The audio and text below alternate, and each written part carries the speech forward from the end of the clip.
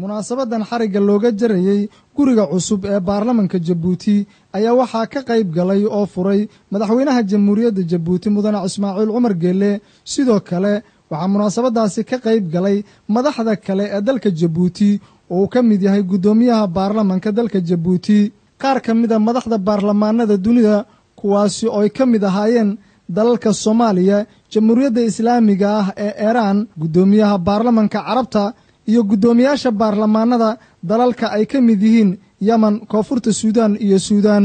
sidoo kale waxaa ka qayb galay safiirada shisheeye ee fadhigoodu yahay dalkani Jabuuti iyo marti sharaf kale munaasabada ayaa waxaa lagu soo bandhigay heeso iyo ciyaaraha hidda iyo dhaqanka ah kuwaas oo isugu jiray qoomiyadaha Soomaalida Canfarta iyo Carabta dhismahan cusub ee aqalka baarlamanka Jabuuti ayaa waxaa hirgelisay jamhuuriyadda islaamiga ah ee Iran waxaana dhismahan baarlamanka uu leeyahay adeegyo casri ah oo ay ka mid yihiin kaamarooyinka iyo qalabka kale ee waxduuba gudoomiyaha baarlamanka Jabuuti mudane Idris Arnaoud Cali oo munaasabadaasi ka hadlay ayaa ugu horeyn waxa uu soo dhaweeyay madaxdii ka soo qayb gashay munaasabadaasi isagoo sidoo kalena uga mahad celiyay sidii ay uga soo jawaabeen codsigooda munaasabada ayaa sidoo kale waxaa hadal ka soo jeediyay qaar ka mid ah madaxdii ka qayb gashay oo ka mid yahay gudoomiyaha baarlamaanada Carabta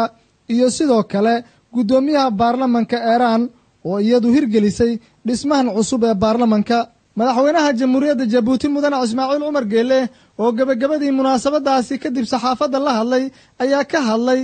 dhismahan iyo ahmiyadda uu leeyahay baarlamanka isagoo sidoo kalena ka hadlay xarun cusub oo iyana maanta oo madaxweynuhu xariga ka jaray taas oo leeyihiin hanti dhowrka guud ee dalka hawsha ka sokow horumarka wuxuu ku jira waa waxyaha jidhka oo kale dariiq kolkaad samayso waxa weeyaan waxyihii oo mida soo maaha aqalka kolkaad u samayso inay ku shaqeeyaan hay-adaha dowladduna waa waxyaha unbay ku jiraan marka horumarka dalku waxa uu isla socda inuu ahaado wey golaha baarlamanka wuxuu ahaa golo ka hadhay gumaysigii ka hadhay 32 qof loogu talagalay meel lagu shiray iyo meel kale midna lahayn oo cidhiidhi ahaa ayuu ahaa ilaahay mahadii maanta wixii maca teknolojiyadii cusbaa maca informatikii maca votkii oonan la garanaynin hebel baa voteeyey oo kontaraygu ahaa aanan la odhanayno dhibradda un la arkayo oo sir ah wixii oo dhan ay baarlamaanada dunidu leeyihiin oo dhan ayay yeesheen tanna waa xisaabyihii guud weeyaan ee dowladda iyo ninkii u kala baanayey xukuumadda iyo maamulka iyo dadweynaha markii munaasabadaasi soo dhamaatay kadib ayaa gudoomiyaha baarlamanka Soomaaliya mudane Maxamed Cusmaan Jawhari oo saxaafadda la hadlay ayaa waxa uu ka warbixiyay safarkooda Jabuuti waxaan ku imid martiqaad uu ii fidiyay walaalkay oo dhigeygana ah gudoomiye Arnaoud oo ah gudoomiyaha golaha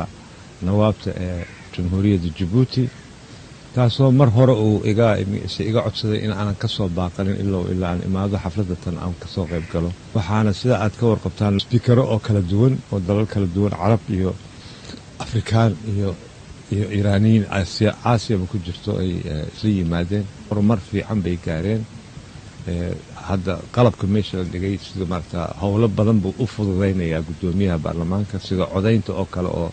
meeshii gacantaag ay ka eedo hadda automatic ay noqonayso